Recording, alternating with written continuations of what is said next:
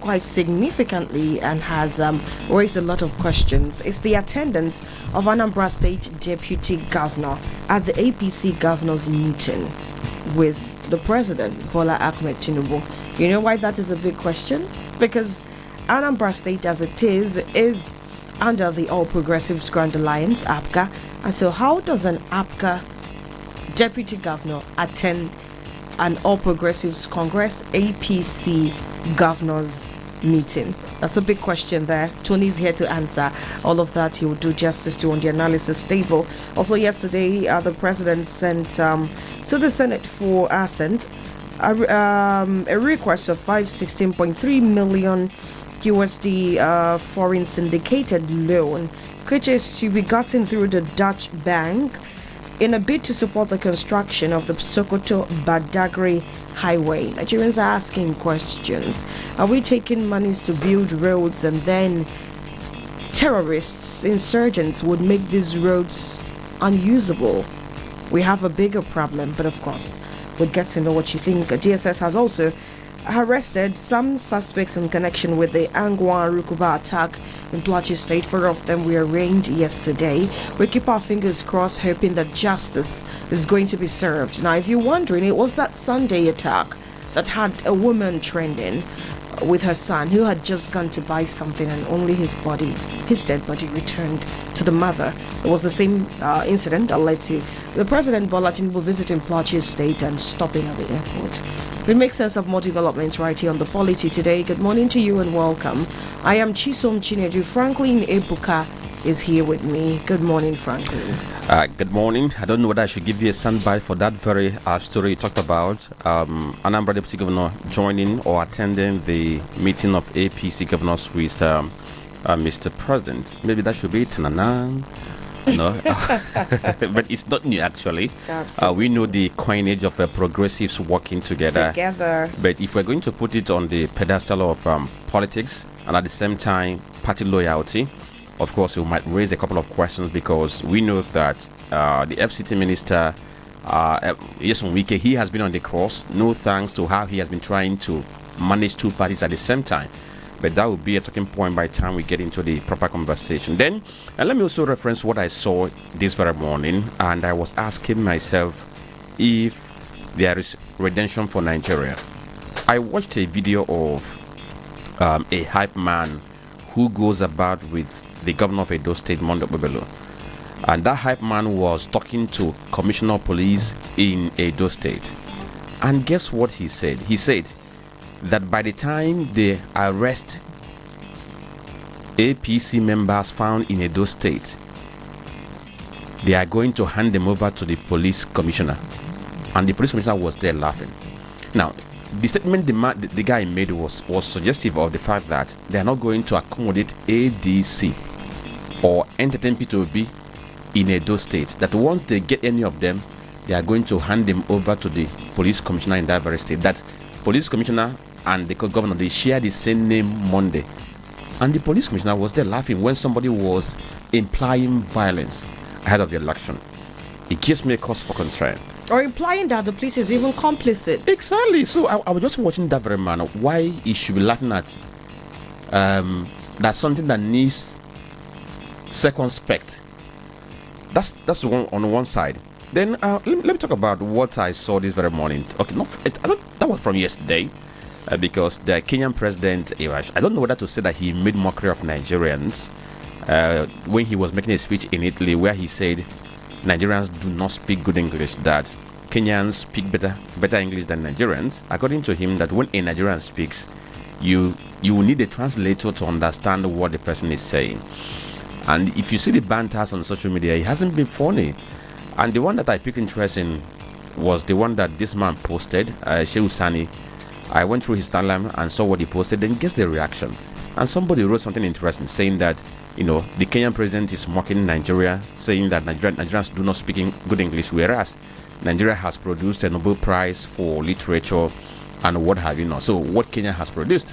And guess what? People were also trying to put into context the inflection, the tone and the accent of Ruto, why he was making that very speech. So that's on that very side. Then, on a final note, 2 days ago, former INEC Commissioner Mike Igime, he was on TV where he raised concerns about Section 63 of the Electoral Act of 2026, and since then, he's been getting attention. Even this very morning, as of 7 a.m., Electoral Act was still trending. And the reason is that if you look at that very section, you see that it appears the section has given some kind of overriding power to a returning officer to either accept or reject a ballot paper that is not officially signed during an election. That very part says that if that returning officer feels satisfied that the unsigned ballot is part of the big booklet, that it will be accepted. But the concern now is that people are thinking that politicians who are dubious might cash in on this and create or print ballot papers that are fake and bring it on election day. So, on this very course now, we have seen Nigerians asking that the National Assembly should go back to that Electoral Act and see what they can amend before we get into the 2026 general elections. All right, then, Dr. Tony Mbeki is here to make sense of all of these developments and more. Good morning, Tony. Good morning to you, Shisam Chinedu. Good morning, Nigerians.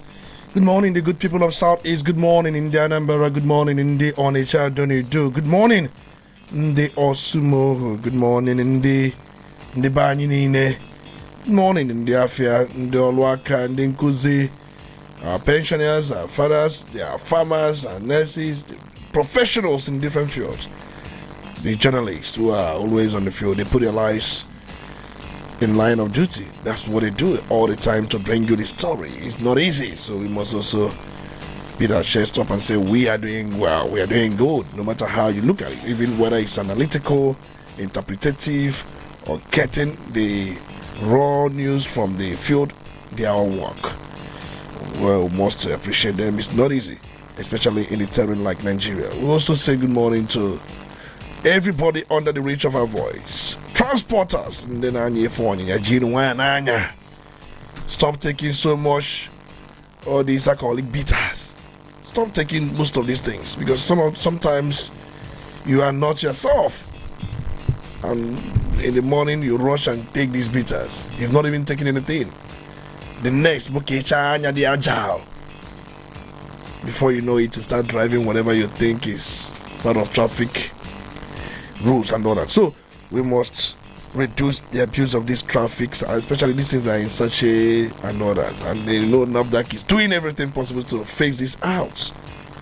Well, we acknowledge everybody. We thank God Almighty for His grace, for His mercy, for His love, for all He has been doing for us. Every day is a miracle, like I always say. Today's miracle is marvelous in our eyes. And we are back in our sanctuary in the altar of the Most High to profess the truth and nothing but the truth. To call a spade a spade. Most times when people say you call a spade with two names or double names, probably before now they want you to see it from one angle. They don't want you to see it from the other angle. The other angle is permanently short. So see it from one angle. And for them, that is calling a spade a spade. But that's not the way it is. We must put that it is our profession. You're welcome. Absolutely. We are going to start off by telling you what the front pages of the papers hold. And right after that, we get into the conversation proper. On our table today, we have the Punch, Daily Sun, The Nation, and The Guardian newspapers. Starting off with the Punch newspaper, banner headline here is Automatic Ticket. Tinubu leaves lawmakers' fate in governor's hands. That's on page 2. There was an engagement yesterday with the governors of the All Progressives Congress, and a couple of things were said, a couple of changes were made to the APC timetable. The writers here, President rejects APC Senator's automatic ticket request at Vela meeting. Ruling party governors get presidency's nod to spearhead state primaries, and ruling party shifts presidential governorship primaries to May 21st and 23rd. Wiretapping, El-Rufai pleads not guilty, faces fresh charges. On page 3, he was accused of tapping the calls of Nuhu Ribadu. FG borrows 2.69 trillion naira from bond market in 3 months. On page 19. On page 5, court remands 4 suspects over Plateau mass killing. And also on the front page of the paper, on page 19, Atiku Economists raise concern over Tinubu's $516 million loan request. Okay, so let's get over to the Guardian newspaper. The big story is on pages 4 and 5. It says, flag bearers, how caucus consensus candidacy erode internal democracy in parties. This should be an interesting read because people believe that some people believe that consensus is the best way to go to avoid internal rancor, but this report is saying that it erodes internal democracy, tries to shut out different voices and variety of views. Then another headline we have on the front page of Guardian saying, Obi Bauchi governor meets as LP short door amid fears of PDP fielding candidates on page 3. Delayed special seat for women bill may undermine 2027 polls, reps 1 on page 3. ADC Atiku query new loans as Senate considers $560 million request for Sokoto-Badagry project on page 3. Meter providers, manufacturers accuse these schools of extortion on page 7. Migration organization records 8,000 deaths, missing persons in 2025 on page 7 of the Guardian newspaper. APC tightens coordination as Tinubu leads consultations adjustment, or rather, APC tightens coordination as Tinubu leads consultations adjusts primary timetable on page 6. Zamfara Kano government sponsor 1,600 couples mass wedding. The story is on page 29. What's a priority? I hope that as they are sponsoring mass wedding, they're also providing money for them to feed the family, because I don't know why there are so much concern in getting, in getting people making people get married. It wouldn't be the first. I think it's something we have seen up north a number of times. It's like it's like a normal custom over there where governors will just organize mass wedding for people because they believe in just let's keep on procreating. Whether we give birth to children, take care of them is immaterial, but let's just give them marriage. It's quite interesting. Another story here says anxiety over fate of 416 captives as 11 escape from Boko Haram. That story is on page 6 of the Guardian. FG arraigns El Rufai on amended charges over alleged security breach. The story is on page 29. Cross River denies 10 new COVID-19 cases. Media report on page 28. Aide commits to reforms, warns against abrupt policy reversal. That story is on page 8 of Guardian newspaper. All right, from the Guardian, let's go over to the Daily Sun. All right. Ex-Nasima boss Oye gives damning verdict on economy. That is the banner headline here. And says farmers bleeding. And okay. I'd have to. Okay. He says farmers bleeding and all right. Economy hijacked by a few. CBN pledges support to boost value-added export. That's on page 2. Fuel crisis or fuel crunch. Nigerian airlines push for emergency relief plan and seek 6-month tax freeze. Credit extensions from marketers on page 23. It's interesting, Franklin, to note that this entire hullabaloo about the cost of Jet A1 fuel and how it is a priority, the stakeholders meetings, the move for tax freezes to make sure that the aviation sector that caters to just about 1% of the Nigerian population is not affected. And sectors that cater to the majority of the Nigerian population are neglected. Is a very ironical thing to note. We spoke about it here, saying that anything elitist or anything that affects the elite, once there is a concern there, government is always quick to respond to it. And like we predicted, it's already happening. In fact, as we speak, yesterday evening, the Minister of Aviation and Aerospace Development, Festus KMO, he disclosed that the President has approved 30% discount on the debt that these airline operators owe aviation agencies. So in that very case, anybody who is owing like 100,000 for instance, he's going to have a 30% discount on that So you'll be payment. paying 70. Because the airline operators, they saw this as a good opportunity for them to get things from the president. So some of them were even asking for total cancellation of their debts. But what we are seeing now is a 30% reduction, and from other engagement too. The federal government is going to look into the issue of the price of the Jet A1 fuel to ensure that they don't get to suspend the operations or increase fare, which is going to have another ripple effect on the economy. Okay, that story is on page 23. APC reschedules the primaries, says no single forms for president, governors. On page 6, police confirms 12 deaths in petrol tanker explosion in Cross River. On page 5, APGA fixes April 30 deadline for membership revalidation registration. On page 26 and 2027, Obi leads Southeast stakeholders to Bauchi. The rider here seeks Bala Mohammed's support for national unity. Power shift, page 6, Tinubu's loan request exceeds $30 billion after fresh $516 million highway financing bid. And the rider is at 7.65 trillion naira imports. FG interventions fail to ease surge in food price. That's on page 25. Okay, on the Nation newspaper, the big story here says APC targets rancor-free primaries with revised plan. It has two riders, nomination forms open to all eligible party members, electronic list of members sent to INEC. They look like they are getting ready for their primaries and then the convention, not convention this time around, the primary, sorry. Governors outline plans for state police. Aide allows a brief NGF. You can see that story on the front page of The Nation. On page 4, the story here says oil marketers, airline operators, regulators to resolve Jet A1 price crisis swiftly. About the nameplate, ICAO's 9.45% aviation safety ratings excite Tinubu on page 7. The federal government rolls out new strategy to stabilize food prices, boost production on page 5. FCCPC seals a state over default to subscribers on page 6. Weekday NUT locked in talks to end strike on page 7. They began the strike on Monday because schools in the FCT were found to be under lock and key because the FCT administration has failed to fulfill the demands of those teachers.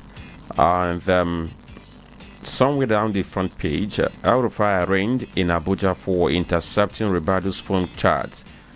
Agency seeks order to conceal witnesses' identities. In fact, El-Rufai pleaded not guilty about it. In one of the charges, they said that he refused to disclose the identity of the person who helped in doing that wiretapping. And I must say that it's going to be a long time for El-Rufai and the federal government. He has about 3 cases now. One with the ICPC, one with EFCC, and one with DSS. And these very cases seems to be going on at the same time. Okay, the last story we have on the front page here says Senate considers $560 million foreign loan request for Sokoto-Badagry superhighway. The story is on page 7, and this has got many Nigerians talking. Experts and the opposition, they are asking questions about this very borrowing plan, whether it means well for Nigeria or not. And finally, not on the front page, yesterday we were here talking about the resigned minister of power, that he didn't do anything. Did you see the video of the rousing welcome that his people accorded to him yesterday when he got to your state? I mean, the same people who were complaining about a Polity power supply, that he hasn't done anything, he hasn't done something good, and crowd trooped out to welcome, to give him a hero's welcome. That's Nigeria for you. Well, if you ask me, we know how crowds are rented in this part of the world. And what do they say about he who can pay the piper? I wouldn't necessarily consider any crowd in Nigeria any more genuine. I mean, it was a couple of days ago that somebody came back to Anambra State from detention. And we saw people, even masquerades at the airport, to say welcome. We all know how these things are found. You would not tell me that genuinely people would pack up whatever they are doing and go to the airport to say welcome simply because somebody was in detention. All of these things are rented crowds, and so at the end of the day, it doesn't necessarily state the true situation of things. Let's see how he fares at the ballot. I think that's where the actual answers would be. But then let's proceed to the conversation. We're live on Facebook, by the way. Udala Radio 104.7 FM is our handle. Drop your comment right under the video of this show. And we are going to be starting with some of the things that happened yesterday. Speaking about former Labour Party presidential candidate in 2023. Last I checked, he's now in the ADC. And of course, he was the governor of Anambra State at some point. He was in Bauchi State yesterday, and according to this report on the Guardian newspaper, the headline is Obi Bauchi governors meet as LP shuts door amid phase of PDP fielding candidate.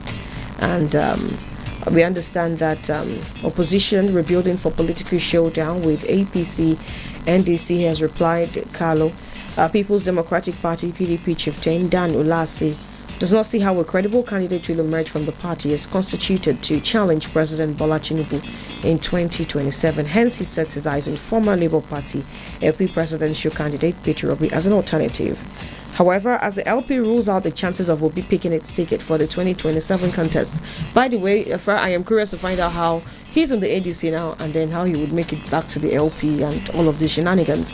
But then, Bauchi State Governor Bala Mohammed and Anambra ex-governor said they were working together politically to develop the country.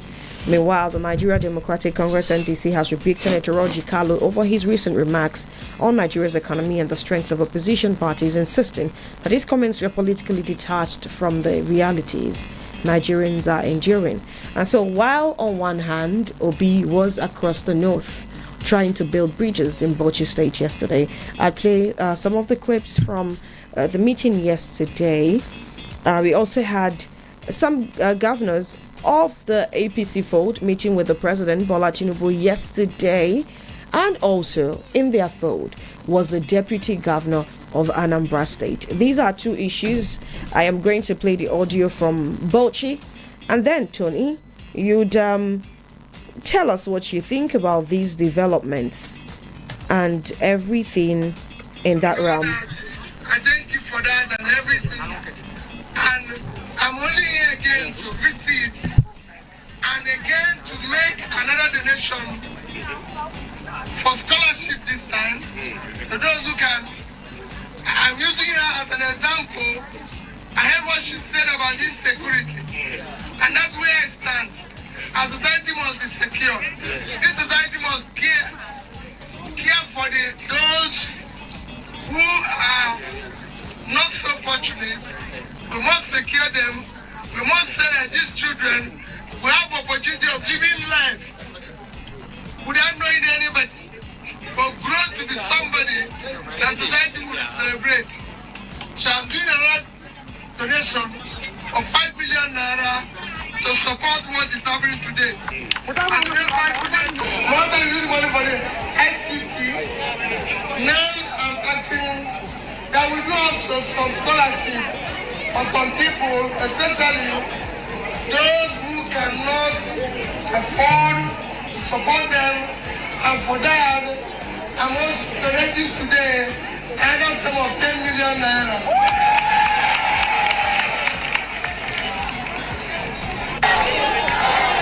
Okay, so for clearer context, the first talk about 5 million naira was to the Islamic school, while that of 10 million naira was to the nursing school. That's a science college in Bauchi. No, there are two batches of 10 million. One to a nursing school, one to a science college in Bauchi, and then there is a 5 million naira to an Islamic school. And also, during that engagement yesterday, there were some statements made. That makes a difference from my earlier visit. And my purpose of that visit, our team, is to solicit the support and cooperation of His Excellency and the stakeholders of Bauchi and the Northeast in our quest to unite this country. We want to have a united country to build a future for our children.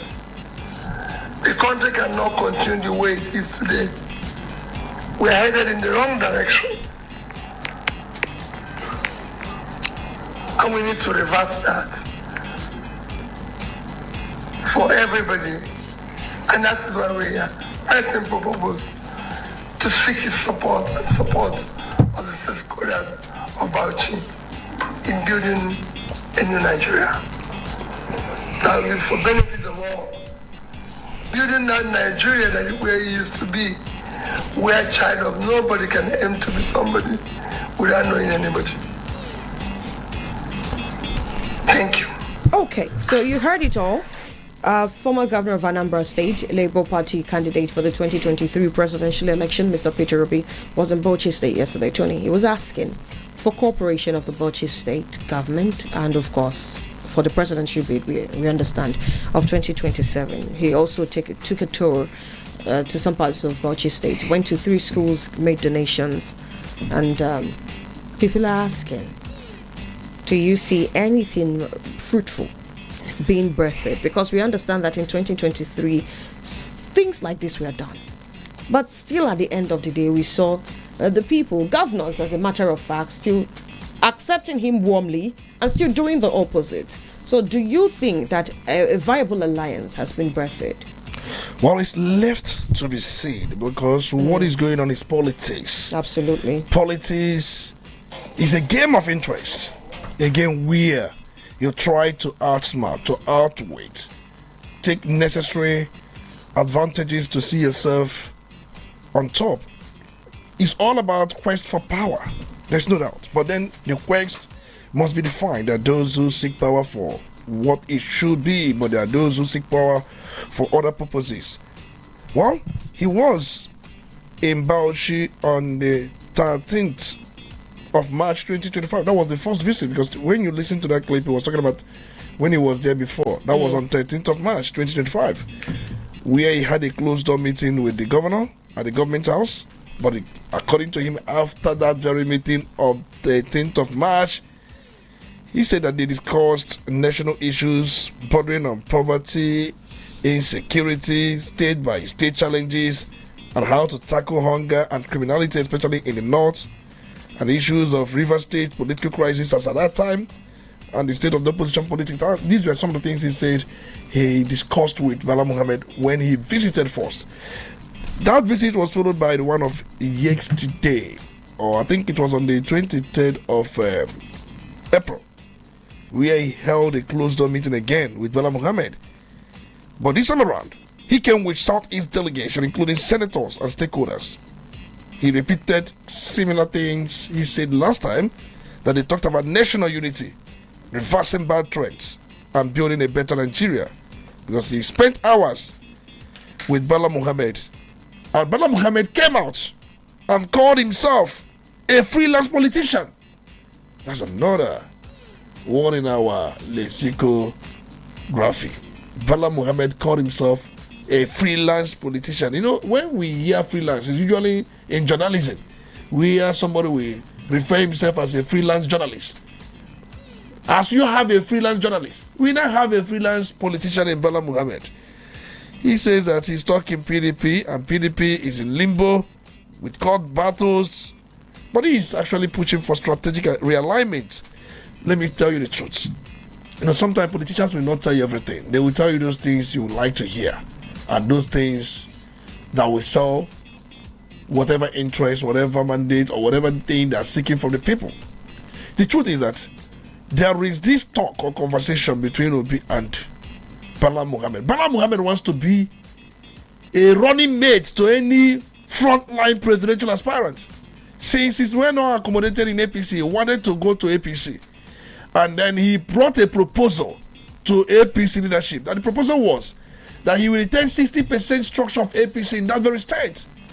And 40% will be to those who are holding the structures as present. APC rejected that proposal and said, in fact, it's going to be 50-50. We're going to give you 50% of the structure of the party in that very state. Whereas the stakeholders who have worked for the party, who have done so much for the party, who have committed their resources for the party, they will be given the other 50% structure. But then he reminded them that in other climes, in other states, the governors were given 100% ownership of the structure. Governors that affected in the other states, Akwa Ibom State, Bayelsa State, even in River State as well. It was an issue, and the national chairman of the party said that the governors, they are the leaders of the party in their respective states. So how can he be a leader now? You are giving him 50-50. He was reminded the time he's joining that these people had joined earlier. When you now know that nothing is left for you in PDP and you are trying to demand full ownership, and he said that was why he proposed 60-40. He's not asking for everything. Give me the 60% of political structure of APC in Bauchi State, and I will be a member. The idea is to position himself to go for the senatorial election. That was denied. Now, if I cannot get that very structure to put my men, to build my capacity, because I still have an ambition to be the president of the country, what else would I do? Let me look for another frontline politician. This time around, somebody that I can discuss running as a vice presidential candidate alongside with him. If I cannot get that structure and also be a senator representing part of the Bauchi senatorial district, then we also look for another way, and this could be to be a running mate. All this why he has been inviting P2B, he has been the one inviting P2B to Bauchi State. And the first discussion was the possibility of being a running mate. And these were discussed because I was privy to some conversations where it was said that time shall tell. Because if you look at the period in March and April, of course, difference of 1 month, time shall tell. Now, he left that talk because there was no definite answer. He wanted to move into APC. He was given a condition that he was going to be 50-50. Structure percent sharing. He wasn't satisfied with it. Then he invited Obi again for continuation of the previous talk. And now, I don't know if Obi agreed to have him as a running mate, because there are people who are of the view that Kwankwaso would be a better running mate to him as against Bala Muhammad. So, Tony, are you saying that it was the Bauchi governor who invited Obi to come and see him, or that Obi thought it wise to go to meet him? Because as it stands now, everybody knows that Bala Muhammad is shopping for a platform. Of course. So what is the case? Is it Obi reaching out to him because he's trying to, build bridges across the north to also increase his penetration of the northern part of Nigeria? Okay. It was a case where Bala invited him. Bala is the one shopping for platform. He is the one looking for solution for his political dilemma. He is in a political wilderness. That's where Bala is today. Political wilderness. Like he said, he's in a political limbo. He invited Obi. The first, Obi now used the opportunity to start going to schools to make donations as usual. Of course, he tried doing this in Edo State. The governor said, you cannot do this. Stop this, your political charity. That we know what you are planning for. We know your games. We know your schemes. You are doing political charity. That's not charity. So is it what Obi is doing? Is Obi doing political charity, looking at his antecedents, dating back to before he became the governor, when he was a governor, and in the after immediacy of his governorship in Anambra State? So if you look at his antecedents, his trajectory, can you call what he's doing as political charity? He has been doing this even when he left power. Of course, we saw the grant he gave to, St. Teresa's Nursing School, and then his focus has always been around the health and education. That was what he was doing. He was known for that when he left power. But immediately he made the attempt at the 2023, and people told him that he needed to build bridges. He needed to show presence in the northern part of the country. So he continued that by extending that of the northern charity. But the one he has been doing in the north, for me, is a political charity. The one he has been doing in the southern part of the country seems to be his own pattern, where you may not term it political charity. The southern part, for me, has been his color. That's the way he has been doing. Then the northern one, for me, is political charity. Because he was advised to take it up there, to show presence, to do something that will make these people to love you. That is political charity. There is a purpose attached to it. It's a political charity. The ones he's doing in the north, but the ones he's doing in the south has been his behavior. That's the way he has been doing it. So the one in the south is not political charity. The one in the north. How were you able to distinguish these very two? If you say that this has been his character, that after he left government, he's been doing charity, and then you were now able to categorize that the one he's doing in the south is not political charity, but the one he's doing in the north. So what were the indices he used to categorize this? I was privy to the advice given to him to do this in the north, so that they would like it. So let me ask you. Let me ask you a question. Being that there was a purpose to that, that's a political charity. I was privy to the advice. Among politicians, is there not always a purpose? And again, what would you rather have a politician do? But then there is nothing wrong with political charity. Let me say this, because politicians do things to make themselves very acceptable, likable by the people. How about we take this away from the realm of politicians, because even content creators these days do charity, even social media. And there is a lot of people have clout. Let me define charity for you. Because if you're a Christian, let me say this. There is one injunction in the Bible that says, let your left hand don't know what your right hand is doing, especially in helping the people. If you give me time, I will remember the verse. That is a biblical injunction. Let your left hand. So what it means that you are doing this, and the God who sees you in secret will reward you. Then that means the one in the south is also political charity, because all of those ones too are captured. No, the idea, once there is a purpose, if you're not running for election, let me bring it down. I've just given you the biblical one. Let me bring it on. If you're not running for anything, if you're not hoping to get anything from this thing, that I'm doing this without hope of getting anything back, for me it's charity. But when you do something for a purpose, either to be acceptable by the people, to create content about it, there are people that do a lot of things without people knowing. No headlines, no message, no camera. If you don't bring camera, you don't bring this, I don't want people to know about this. Keep it to yourself. That's the one taught by our Lord and Savior Jesus Christ. And for him, that is real charity. And again, I ask, what is wrong in a politician doing what he has done? I said there's nothing wrong. Okay, so if there is nothing wrong about it, let's look at the chances of possible grassroots structures being built from this. Okay. All right. When Bala Mohammed was talking about being a freelance politician, I was sensing that I am neither here nor there energy. Okay. Which may result to some of the things we saw in 2023. We know the governors back then who were governors who were singing the song of acceptance, but when the cookie got to crumble, they chose a side. And what I sniff from this thing about freelance politician talk is being sideless. Probably hasn't met the highest bidder. I am just curious to find out. But grassroots structure, does this in any way start off the journey? Because at the end of the day, that is the deciding indices. Grassroots structure. Well, Bala Mohammed, just like we know very well that he has called himself a freelance politician, he's all for grab. If you say, depending on the highest bidder, nobody's bidding for anything. He's the one shopping for, forum. He's looking for platform, shopping for platform. Because if he doesn't do anything like that, he will become archived. He will be retired, and he doesn't want to go into the political retirement.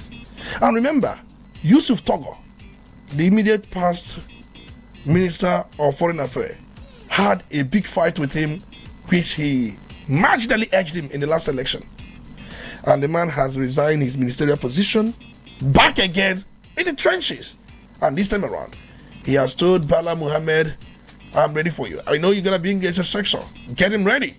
That I have put on all my arsenals. And from the look of things, APC is poised to take over Bauchi State. And that's why Bala has gone to them and said, you know what? Let's do this sharing formula. Take 40%, give me 60%, because the idea is that he will not be skimmed out. Why party retain that 50-50 sharing is because he will be asked for your successor. We have made our plans. You may not have the privilege to choose your successor. The other part of the 50% will decide who succeed you in APC. But you can have your role. We can give you ticket to go for Senate.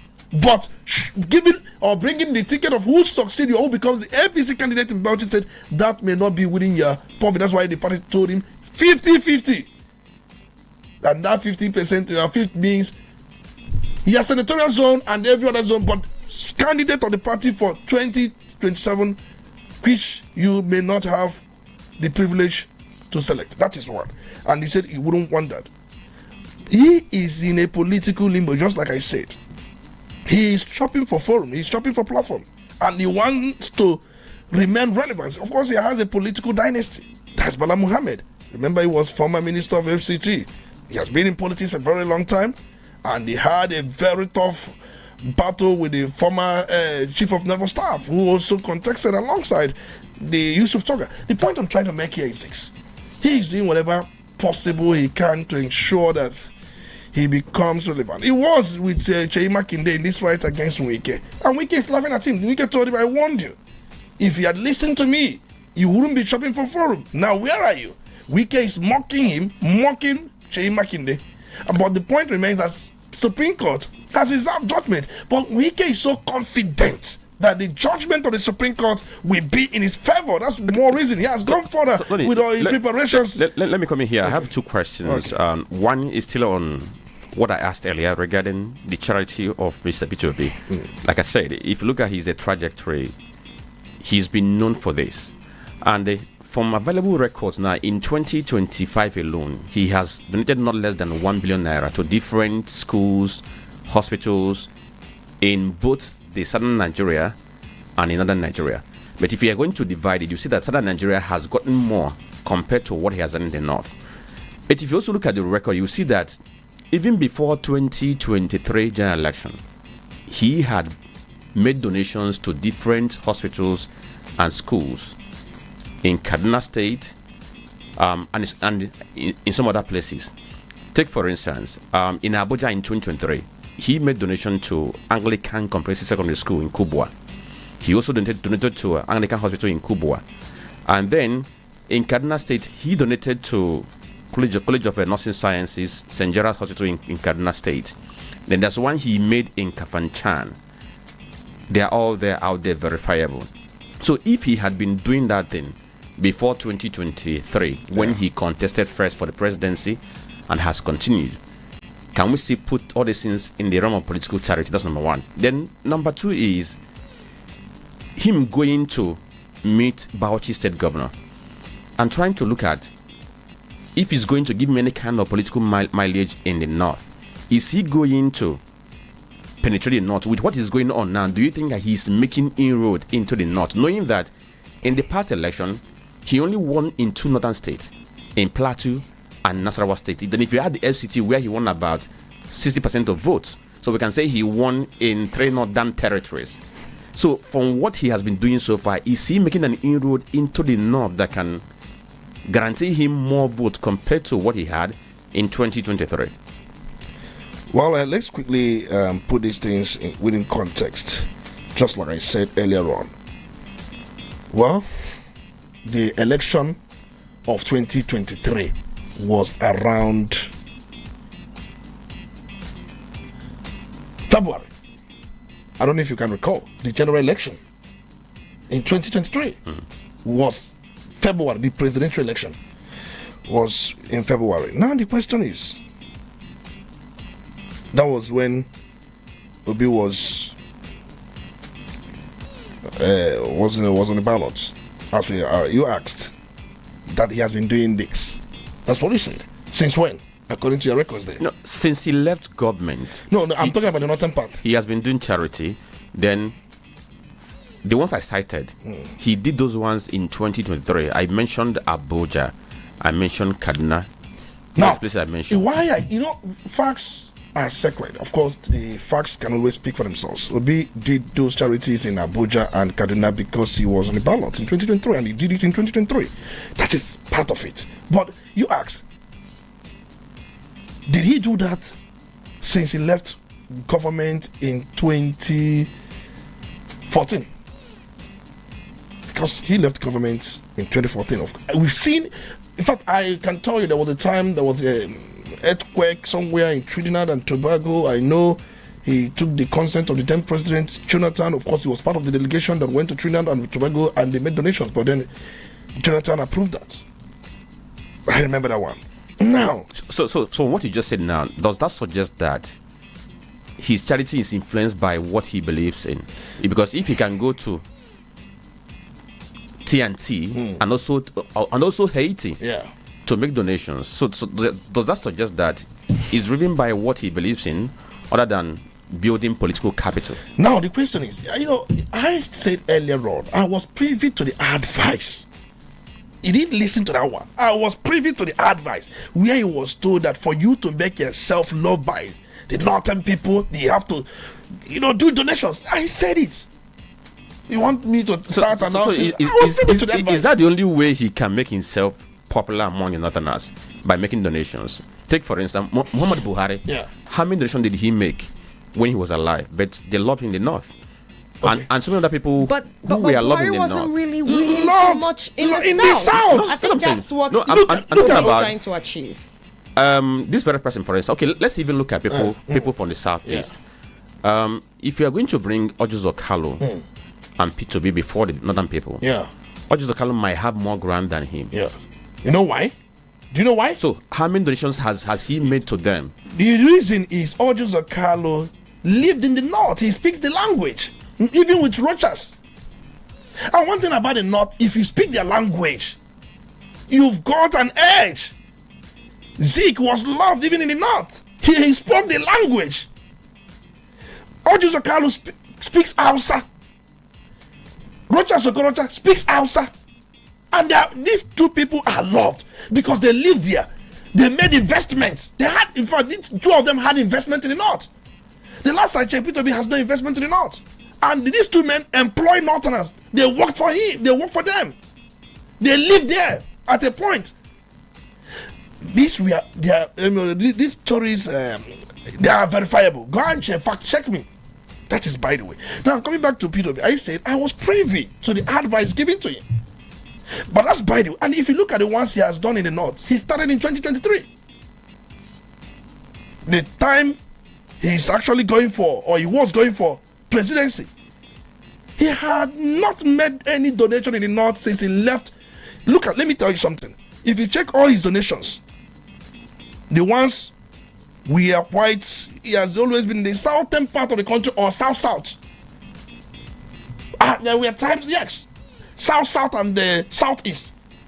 These were where his donations centered around.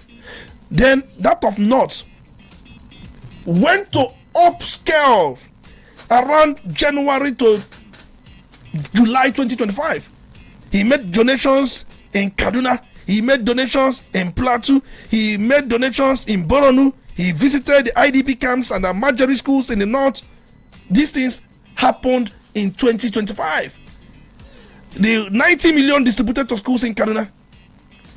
Also the donations he made to IDPs in Plateau and flood victims in Niger. And also educational support in Boronu, the Chibok school. In fact, if you put together the money he has donated in the northwest and north central, each received about 60 million within that period between January to July 2025. The point I'm trying to make is this. During the time of Buhari was loved by the north for some reasons, because he was, sorry to say this, to an extent a religious bigot. Yes. And there were those, he stoked their fantasies. They saw him as somebody who was practicing true Islam and other things that he used to endear himself to the north. But the south saw him the other way during the campaigns. You know what? There was this firm in the United States of America that coordinated the campaign of Buhari in 2015. And that firm felt that since this man was not loved in the southern part of the country, what tricks, what strategy could be adopted to paint an opposite picture? And they started adorning Buhari with Isiago. Our Isiago. If you look at Buhari billboards, all you could see Obumeme and Isiago. And the language will be written in Igbo. See, these were strategies the American firm brought to sell Buhari to the southern part of the country, especially southeast. Now, let me tell you, in the north, there are those who are projecting P2B to be a religious bigot.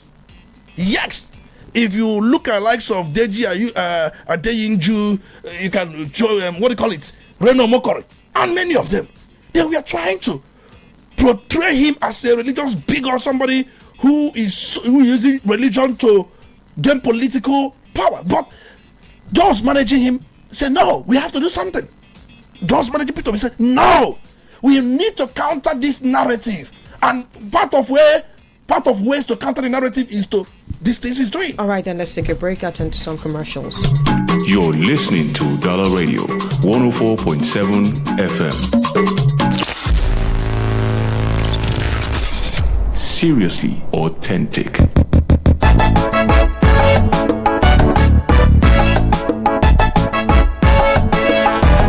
When you think of roofing, think of strength. When you think of durability, think of beauty. And when you think of all three combined, think Best Aluminium MFG Limited. At Best Aluminium, we don't just manufacture roofing sheets. We create protection, comfort, and style for your home and business. Whether you're building from scratch or repairing an old roof, we have exactly what you need. Our products include stone-coated roofing sheets, aluminum roofing sheets, and colored roofing sheets. But that's not all. We also offer residential and commercial roofing services, roof repairs, gutters, emergency roofing services, and even durable cookwares that bring quality to your kitchen. Visit us today at 30/32 Anyika Street, Awada Obosi, Anambra State, or call us right now on 0806 416 2374 or 0706 059 6203. Are you smart, confident, and ready to earn big? Do you have a passion for sales and marketing? Then listen up. Udala Radio 104.7 FM is calling on ambitious, result-driven individuals to join our team as marketers. No limits, no boundaries, just results and rewards. Work at your own pace, meet amazing clients, and grow your income. Sell it, share it, earn your way. Join Udala Radio and start today. Interested? Visit our station today at number 5 Okono Street, Onitsha, or call 0803-350-4206 or send your CV to udalaradio@gmail.com. Don't wait. Your success story starts here. Udala Radio 104.7 FM. Seriously authentic. You're listening to Udala Radio 104.7 FM. Seriously authentic. You're listening to the Polity. Get involved now.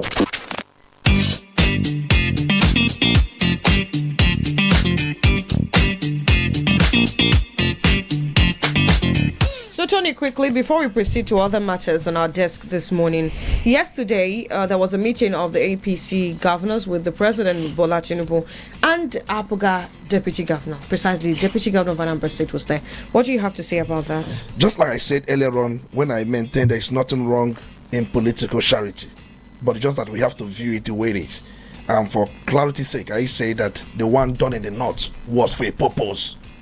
And for that purpose, that summarizes it as political charity. I'm not saying that the man in question is not philanthropic.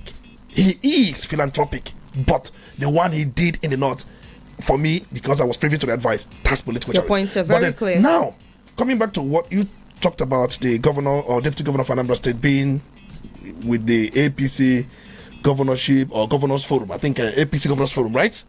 APC governors, yes. APC governors forum. Yes. The deputy governor, Dr. Onyekachukwu Ibezim, was with the APC governors when they were having their meeting with Mr. President. For me, it's politics again. This is politics. Like I've always said, politics is a game of interest. Everybody is putting up strategies that could project whatever political interest he has. The governor of Anambra State has said the progressives are working together. The last I listened to him, he said this one is All Progressives Congress. The other one is All Progressives Grand Alliance. That their own has alliance. They, by the name of their party, they are by default to align with any progressive interest, progressive force. If you say, why is APGA doing this? Why is APGA doing that? They will ask you, go and look at their name. What is their name? All Progressives Grand Alliance. What is that alliance for? That is what they are doing. If alliance is in their name and they are manifesting what is in their name, what is it for? But that's, by the way, it's all about politics. Okay, we understand. It is a case whereby the politics they are playing and the politics the other side are playing, which one is good for the region? Because I have always canvassed, because you have to also consider regional politics. Because sometimes the regional interest could also be bigger than any political party's interest or any politician's interest, regional interest. But we have not for once had this consensus where the political elites, for one reason, where they came together and agreed that this is our political interest. We have not had that in the Southeast. But if you ask ADC, why are you so much poised about PW? You know what they will tell you? Southeast needs it. Southeast needs to have its own chair at the presidency. There is need for Southeast to be there. Since the end of Civil War, no Southeasterner, in fact, no Southeasterner had lived where, or presently where Aso Rock is, occupied the two major houses there, the president's house and the vice president's house. The last person we had was Alex Ekweme in 1979, and Alex Ekweme was positioned to succeed Chegare. APGA is playing the politics of MPN. P2B and ADC, we are playing the politics of MPP. Let me explain. MPP, the party of Zik, felt that the best for the region would be for the region to become president. That's what MPP, the party Zik was. They felt that the best regional interest would be for the interest of the region to be the president. And they had likes of Jimo Bodo. And there were so many of them. They were on that front. Then that of Shubo Kadibo and Ekweme, Sisiono, believe that it will serve us best if we ride to that presidency through vice president. That it is tough in the best interest of the region. But this time around, it's through vice president and you get to the president. And the other one is going for, and they have argued that to get the president direct may be difficult. So that the easiest way will be to go through the other routes. Now, these two bodies were sworn enemies to each other. I'm talking about 19th Republic politics. They were sworn enemies. They call themselves names. Causes we are even made against each other. They were not seeing themselves eyeball to eyeball. Because our politics, seems to have changed now. Now, coming back now, they are thinking that the best way is through the vice president again. Are you looking at it? Through the vice president, we can get to the president. Then the other people are saying we can get the president direct. But the other people are arguing you cannot get the president direct owing to the way things are in the country and owing to the prevalent realities about who controls what, who controls who does this, who does that. Is not going to be possible. The only way to be possible is to play that politics where you can get to that very same place through the vice president. It's all about, some believe that I will see the father through the son. Some believe I will see the son direct. That's the two politics. And they are all right in their own thoughts. I have a question for Tony. Yes. Tony, APGA alliance with the government at the center is not unprecedented. This is not the very first time we're having that. That's so through the roots. Under P2B, there was alliance between APGA and PDP. But in the manner it's happening now, it's not precedented. Okay. Now, what I said the manner is, this is the very first time we are seeing, APGA governor joining APC governors meeting. So in that thing, because when you go for this kind of meeting, it's about APC discussing what is internal to them, Yes. and an outsider, so the outsider is not supposed to know about it. Okay. But this time around, an outsider in quote is in the meeting that they had with Mr. President. Okay. That's why people are now raising eyebrow. Now look at where the issue is. Okay. Wike is having this double status, Okay. and people are crucifying him. Yeah. But it's now happening in our own backyard Okay. here. That's number one. Then number two is the fact that APGA is going to be on the ballot in 2027. Yeah. APGA is going to field candidates for House of Reps, Yeah. for Senate, and for the State Assembly. Yeah. APC is also going to do that same thing. And looking at that meeting they had yesterday, the outcome from that very meeting is that the president has left lawmakers' fate in the hands of governors. So in Anambra case, the case of APC, would it be in the hands of the governor of Anambra State? Or would it be in the hands of the state working committee led by Senator Anosike? Well, there is difference between political alliance and political merger. They are not the same thing. People should understand this political concept and this political works. Political alliance and merger, they are not the same. And they are allowed in politics anywhere in the world. You can be in alliance. Alliance means everybody retain your structure but work for common interest in particular areas. But Tony, isn't this the same thing that Wike was crucified? No. I think Wike's problem is he did not publicly state that PDP is in alliance with APC. He is trying to portray PDP to be distinct, and be in non-alliance, but you are manifesting alliance. I don't know if you understand me. Wike hasn't come out to say publicly that PDP is in alliance with APC. He hasn't said that.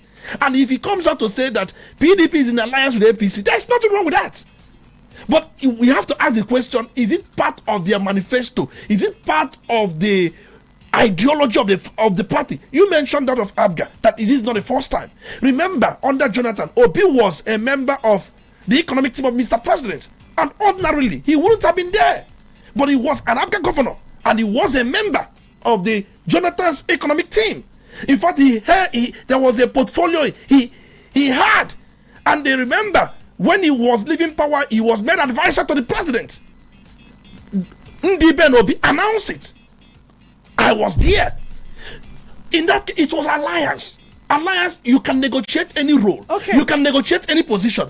And is it in the default DNA of APGA? It is, because right. in their name, all progressives grant alliance is in their DNA. So Tony. don't you think, or do you think that it's not going to create any kind of confusion by the time they go to the polls, being that the two parties that the government of Anambra State represents, they are going to be on the ballot on the same day? The truth is, I've said it, from the look of things, they will be adopting Mr. President as the presidential candidate.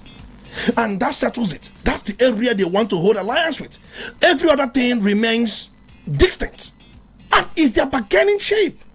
And for them, they want to use that to bargain for greater role. They have a minister under the presidential team, Bianca Ojukwu, a minister, a BOT member of APGA, the Minister of State Foreign Affairs. If you look at the Southeast, MD and CEO, former commissioner, former special advisor, and also former ASBA CEO, working for Soludo, medic. So for them, they are looking at what can we give you and what can we get. Right. It was something done in 1979.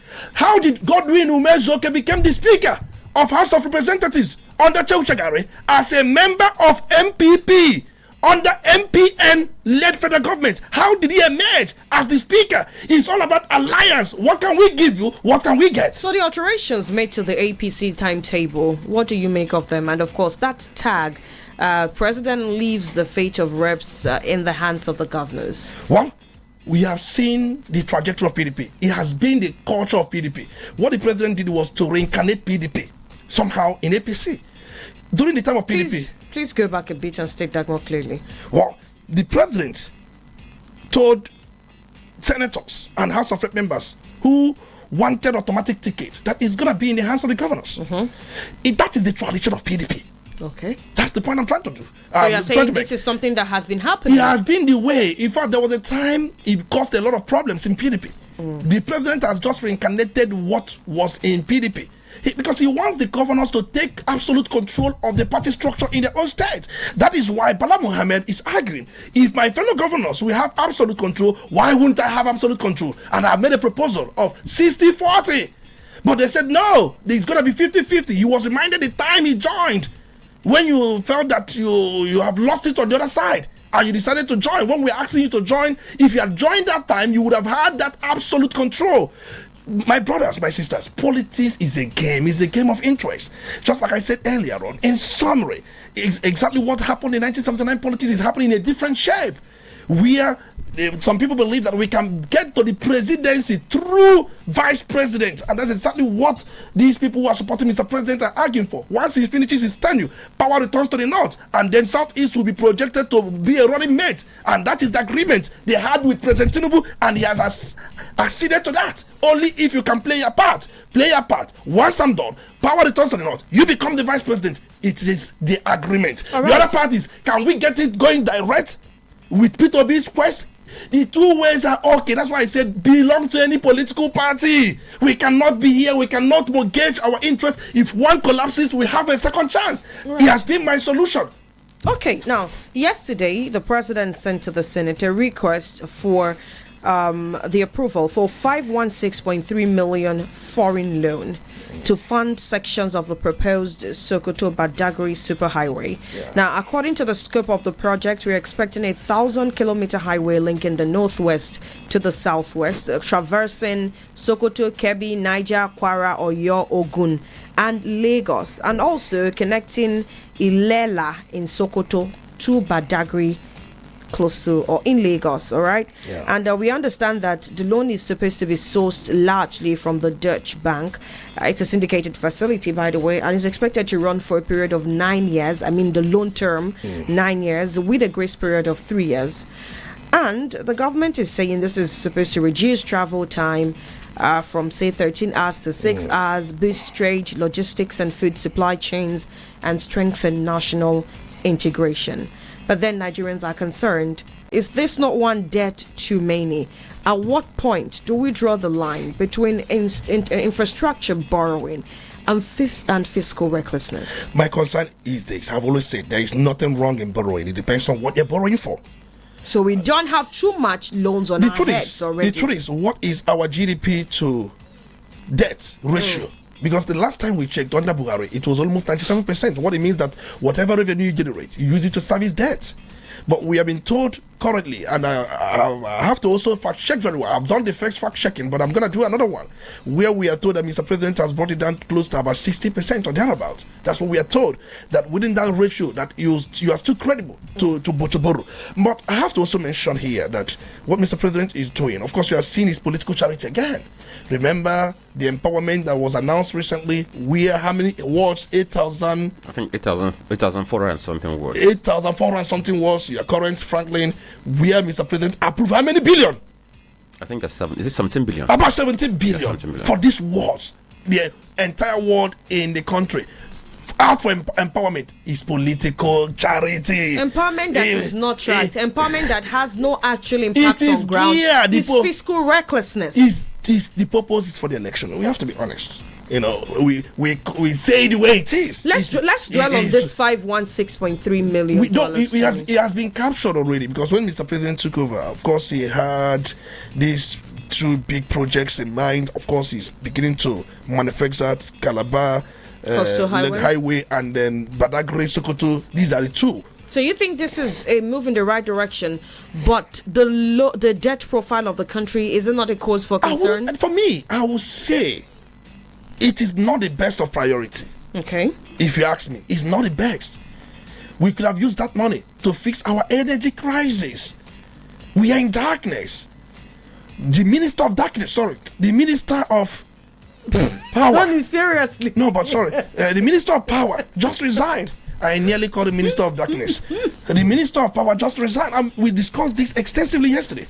We must look at priority areas. For me, building infrastructure is good, but the timing, when there are other needs behind, is it the best? It is not the best for me. We need to fix urgent critical national needs first. If this borrowing was for the issue of power, I'll be telling you it's a good move in the right direction. But you look at such construction. Buhari built railway to Niger Republic. Amechi, who is now in ADC, saying a number of things. Now, can we look at the economic value of that rail project Amechi constructed down to Niger Republic? Now, let's talk about this one. It Do you was think that monumental waste. economically this one would be viable? If you look at it, the things it could help or aid is movement of goods, people from one corner to the other, making transportation seamless and all that. But such a long distance, especially they say they're going to use concrete in some parts. For me, why don't we talk about the rail systems and all that? Of course, we have railway systems that connect some of these places, but they are saying it's going to be a single route. The truth remains that we have other priority areas.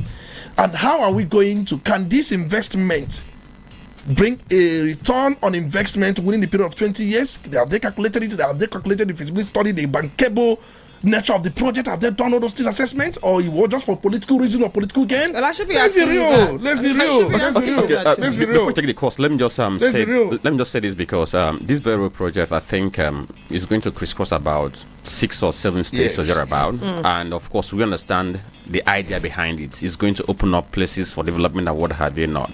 Now, I have read people arguments saying that if you look at the percentage of interest, that is a good loan that at 5.3%, and then look at how long it's going to take the country to repay that is a good loan. I have heard arguments.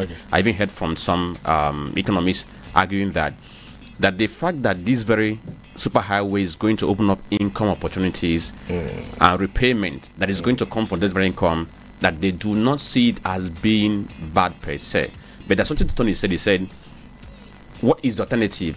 This money we're going to get, if we're going to use it to do something alternative, what do we stand to get from there? And that makes me to raise some questions, which is, if we answer this very question on our own, we'll now be able to know whether there is need for this very loan for this very project. And one of them is this: what we are going to channel this thing into, what is the benefit we are going to get from it in comparison to alternative? That's number one. The number two is, this road we are doing now, like Tony said, of what importance is it to us in terms of trying to rebuild, building the economy, and opening up the economy? I think, like I said, I think they said it's a 1,000 kilometer thereabout. Yes. Then this very road project, is it going to be regenerative? How do I mean? Are we going to get income from this? Is it going to be told, let's say if we borrow now and then do the road project, is it going to be told that government will be able to, keep the money spent on the very project? Then the project on its own, what impact can it have on the lives of common Nigerians? Then the loan itself, what level of transparency are we deploying? Is government communicating enough to explain to Nigerians, this is how it's going to be, this is what is involved, and when it comes, can the entire money be channeled into that very project, or some of it is going to be diverted, and at the end of the day, we begin to pay for what we did not eat? Then, as a country, does Nigeria have the capacity to repay this very loan over the period of time that is going to be? And for the government that is borrowing, do we have buffers? Yes, government argued that they've been able to reduce our what they call it again, our debt to revenue ratio to about 3% compared to 90 something it was under Buhari government. But aside this, do we have those very buffers? Then another one we also need to know is that GDP does not pay debt. Rather, it's a revenue that does that, because sometimes when you question government, they will tell you that our GDP is so and so, it's so large, it's very this, but GDP does not pay debt. It's your revenue that actually pays debt. And then, if we are going to do this very project, are there alternatives to funding the project? Yes, somebody can say that this project is very ambitious, but do we have other alternative? Like, if we are going to consider PPP, can it work? If we are going to consider concessions, can it work? If we are going to consider sukuk financing, can it work? So I think that all these things need to be looked into, and also have in mind the cost benefit analysis. Has it been done?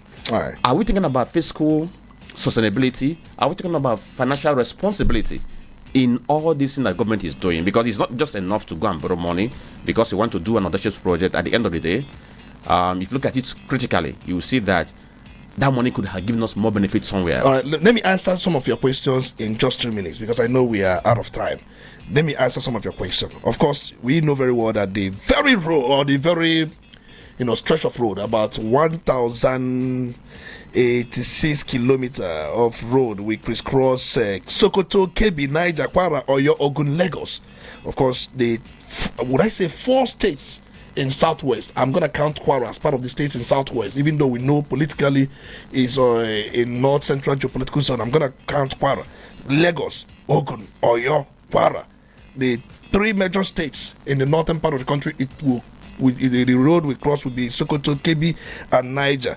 That's about 7 states. And if you look at the total cost is about 3 trillion. And the government is borrowing $506 million. And $506 million is about 800 and something billion. It's not up to 1 trillion. So it's just the first tranche of borrowing. It's not that it's going to borrow the entire cost. And we are told that the bank where the money is going to come from, I think it's Germany. I think that Deutsche Bank.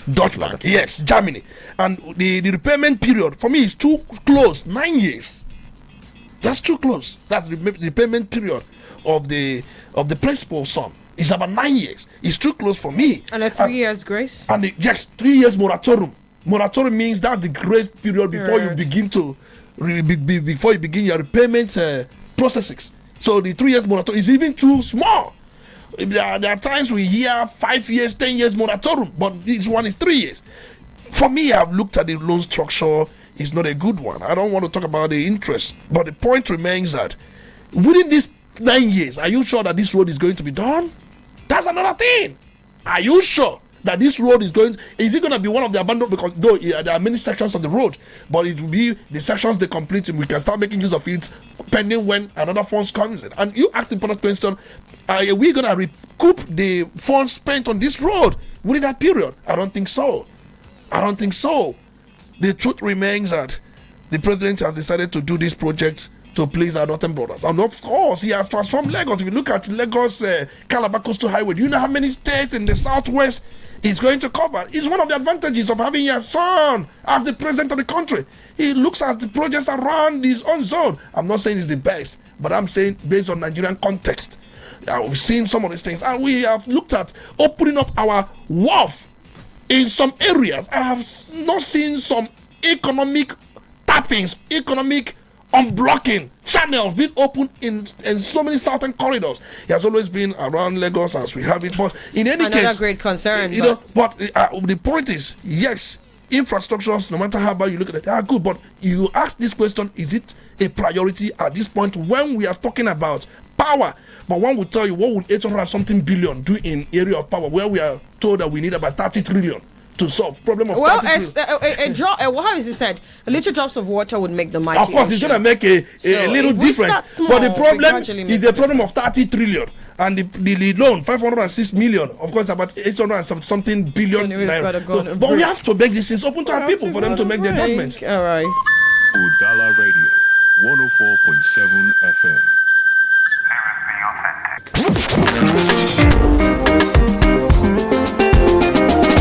The Catholic Charismatic Renewal in Nigeria Figi Zone Estate Committee will hold a very cogent meeting with their estate landlords in Umweri and in Sube on Sunday, 26th April 2026 at Immaculate Heart Parish, Figi by 1 p.m. The meeting is for progress report on Usube lifting and payment timeline as the rain is fast approaching, Umweri 1 and 2 road extension report so far and pace of payments, document signings, collection and unpaid debts thereof. Inform others and pay your arrears to avoid penalties. Note, some plots are still available for sale. For more inquiries, please call 080-3673-3641 or 080-6299-3380. Announcer, CCRN Figi Zone Land Committee.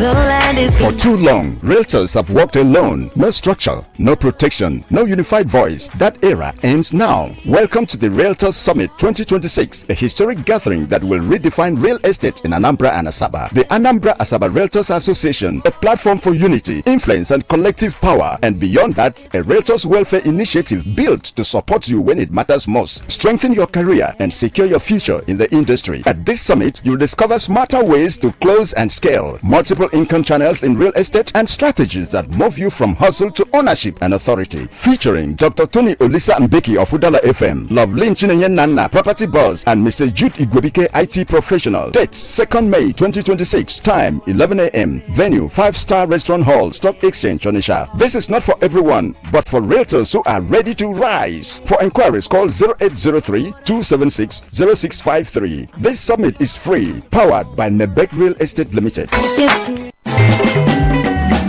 Searching for a place to eat good food and still enjoy premium relaxation? Stanley World Agwoka got you covered. Welcome to Stanley SFF Restaurant and Operiche Lounge Agwoka, where taste meets class. From hot, delicious local dishes to mouth-watering African and continental cuisines, pepper soup, grilled meat, rice, drinks, and many more. Everything is fresh and satisfying. Step into Operiche Lounge, a calm, classy environment to chill, hang out, and unwind. Perfect for friends, dates, and after work relaxation. Chop well, drink well, and feel cool morning, afternoon, and night. Stanley SFF Restaurant and Operiche Lounge, a haven for good food, great vibes, top security, and steady comfort. For further inquiry, call 0814-565-6920 or 0813-855-8009.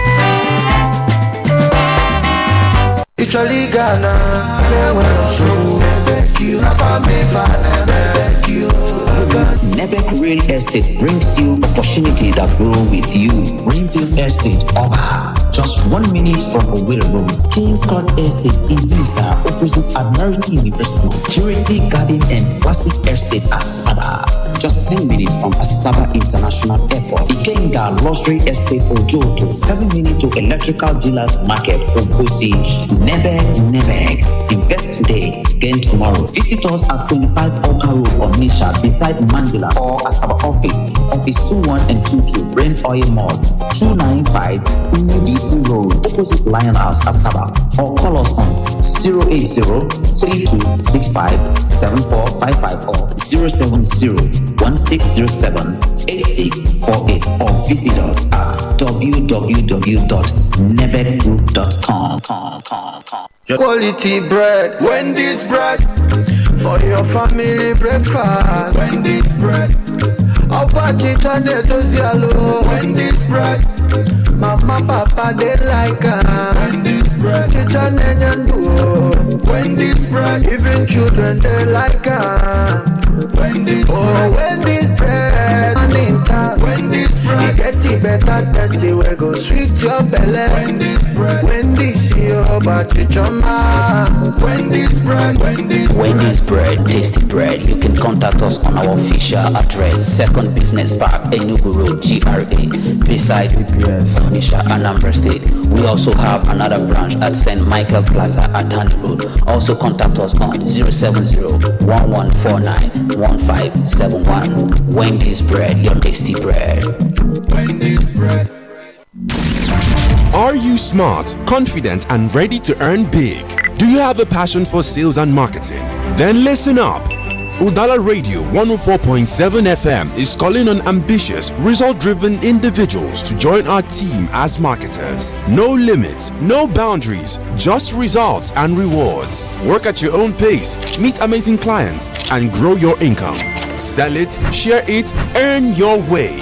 Join Udala Radio and start today. Interested? Visit our station today at number 5 Okono Street, Onitsha, or call 0803-350-4206 or send your CV to udalaradio@gmail.com. Don't wait. Your success story starts here. Udala Radio 104.7 FM. Seriously authentic. You're listening to Udala Radio 104.7 FM. Seriously authentic. You're listening to The Polity. Get involved now.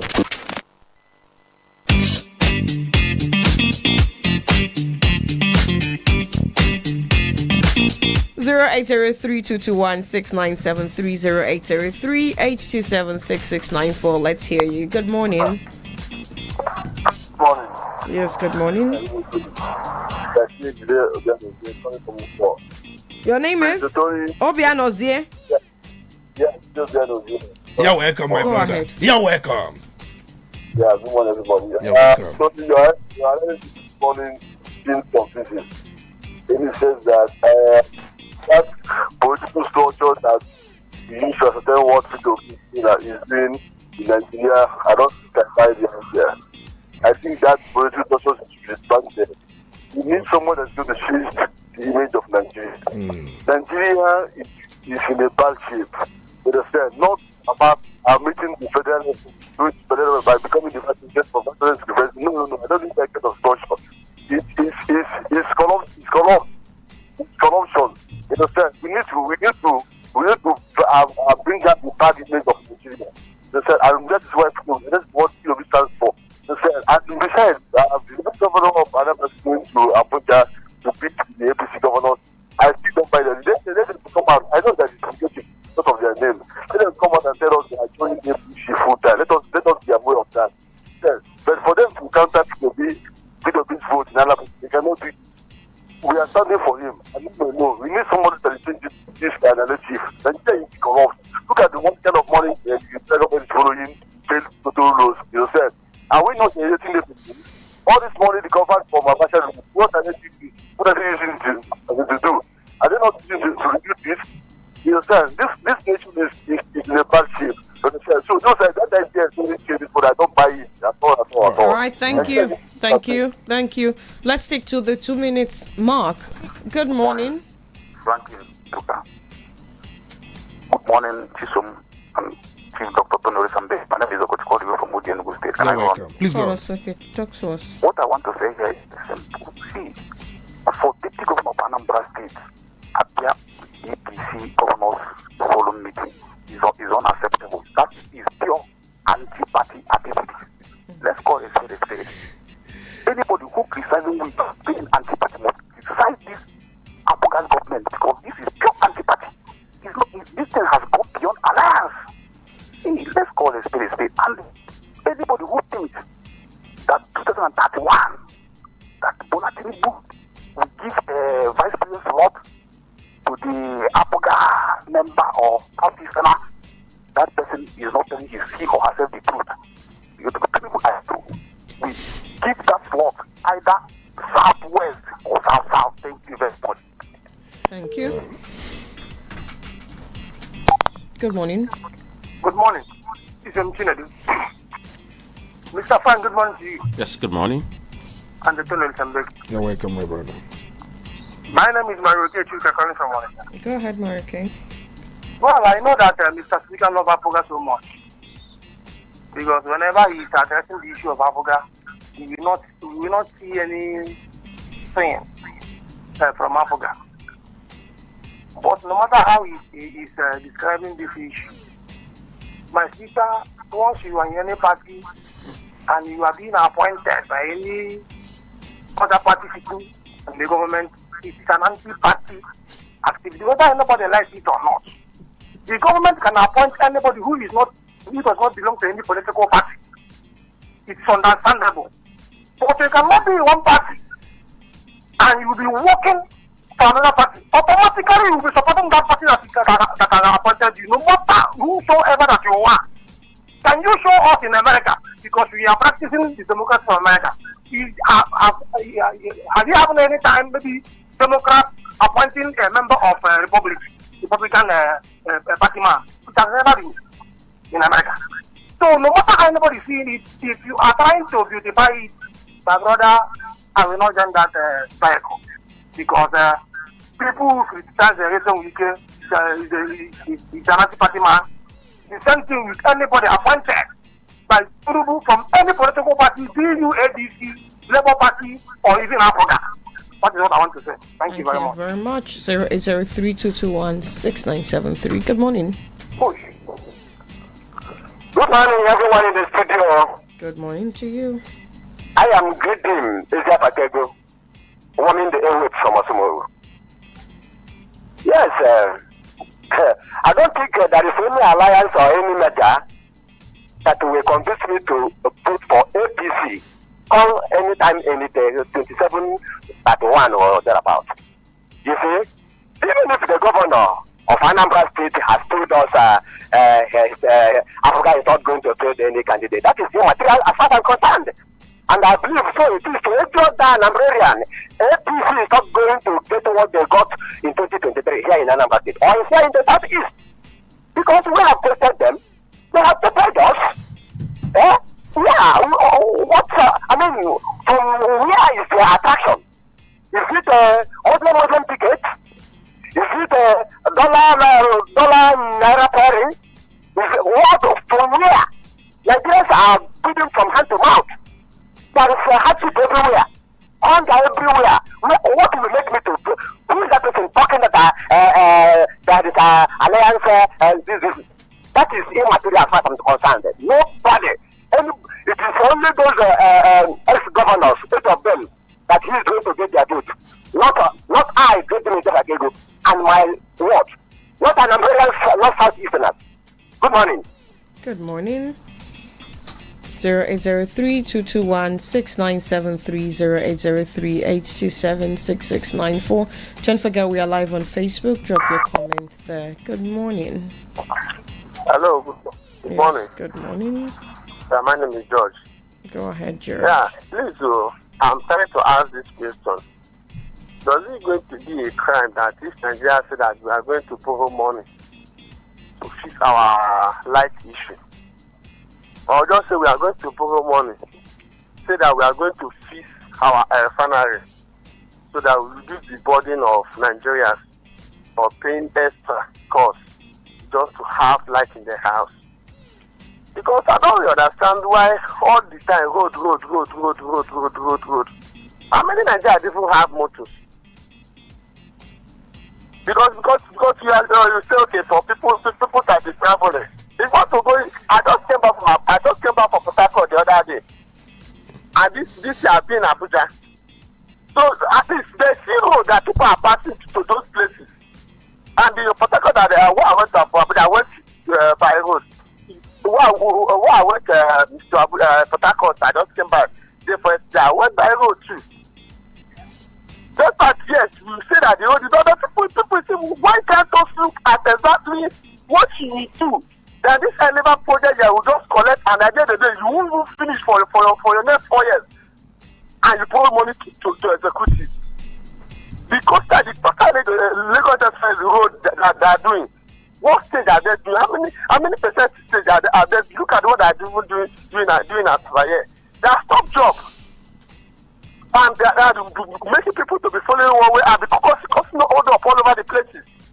So I can't also at least find a project that is what to let the people love you. If you just find a project that you just take and at least execute it and finish it. Let me imagine this light issue now. Do you think that Nigeria people will forget a government that will make us even have a light for 12 hours without stopping? Do you think that Nigerian people will forget that person? Or do you think that Nigerian people will forget that person that president that will come now and make sure that our phone, even 2 out of our phone is working? It's always road. All right, thank you very much. Your point has been noted. Let's head over to Facebook. I understand we have a lot of comments to catch up with. Okay, let's just go to the Facebook page now and see some of the reactions we have there. So some of the comments we have here, I'm going to abridge them because of time, so that we'll be able to accommodate plenty of them. Okay, so this very one is from Ubia Christopher from Abatans, where he says it's clear that once you don't like someone's ideology, okay, whatever that comes from that person is looked at with sentiment. That is the case of one man. Okay, he's talking about Peter Obi. Okay, so he now goes on to say, we gain nothing in twisting every situation to suit our narrative while overlooking the truth. Why didn't the Anambra Deputy Governor attend campaign with APC governorship aspirants? And he says double standard is very bad for journalism. APGA today can be described as the regional branch of APC. Then Amako Furniture Farm says he posted from Bauchi, and he says okay, so he says, okay, Tori, there's no how you would say for me to believe that APGA and APC are the same. The only, okay, I think something is missing in this very statement. Maybe he wanted to say the only thing missing is that I see that Anambra is taken to APC. Young Obama says the country has no source of generating income again than borrowing all the times. Perhaps that could have been a question form he posted from Benue. Master AJP says President Tinubu and Senator Babio have killed the country more than the current insecurity because of excessive borrowing of loans. He posted from Onitsha. Obunoya CK. Okay, he says okay. No, so okay, he says on the issue of mass B2B's well-known philanthropic gestures towards education and the healthcare as political charity. Advice or not advice, how could my well-established gender as a male in southern Nigeria automatically be viewed and interpreted as being a female in northern Nigeria? This our Nigeria should not transpose into a house of comedy in Jesus' name. Okay. Dr. Mrs. Mo Liberal from Owerri says a country that encourages illegality needs sympathy and attention. A lot of unacceptable things keep going on in this country. Silence or neutrality in the face of evil is treasonable. Any good person who sees evil fails to speak out, rather praises and encourages evil acts, will receive more punishment from God than the doer of that very evil act. I had to abridge this. Arinze Jimwe says he posted from Ibadan Farm Settlement. He says okay, he's talking about reception from Ibadan Farm Settlement. Okay, of course our engineers are going to get on that, we promise you. Anoms Amy says, okay, he's saying that Tony is pessimistic about Obi and his intentions, and he spoke one big English. It's not flossy. All right, but I know what you mean. Okay, so he's talking about the what Tony said about Obi and the chances, and then he says, are other politicians not doing the same political charity as claimed by you? Okay, so that's the question. Ekegona says Anambra Deputy Governor showing up at APC Governors Forum made it clear for the second time after the governor thought that the progressive are working together, but I think they should all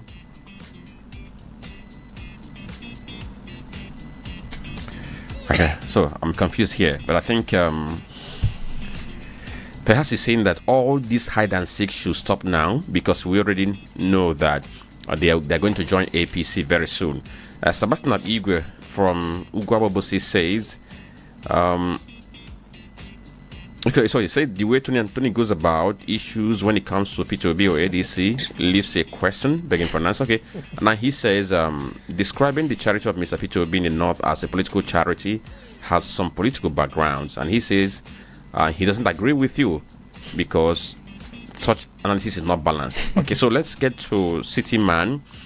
City Man says for the Deputy Governor of Anambra State to attend APC Governors meeting shows that they are waiting for the ticking time bomb to know the outcome of the 2027 election for their defection to the APC. Okay, Ikechukwu says he's reporting from Moka, or posted from Moka. He said P2B is one of the greatest politicians in our time, and the God must salvage us through him because he doesn't belong to tribalism. Okay, tribalistic politician. Okay, Chimeze Steven says P2B is spending money on schools and hospitals across Nigeria and giving IDP camps. These are the only places known to Nigerians to show you he has the interest of the people. Others are busy giving rice and foodstuff, and why should his charity be questioning? That's the opposition. Then Nobat says out of time. Okay, so Nobat, Chelozie, Thaddeus, Godswill, Yerioba, John Umbe, plenty others, Oluchi Chima, plenty others. We thank you for all the comments you drop Plenty of them.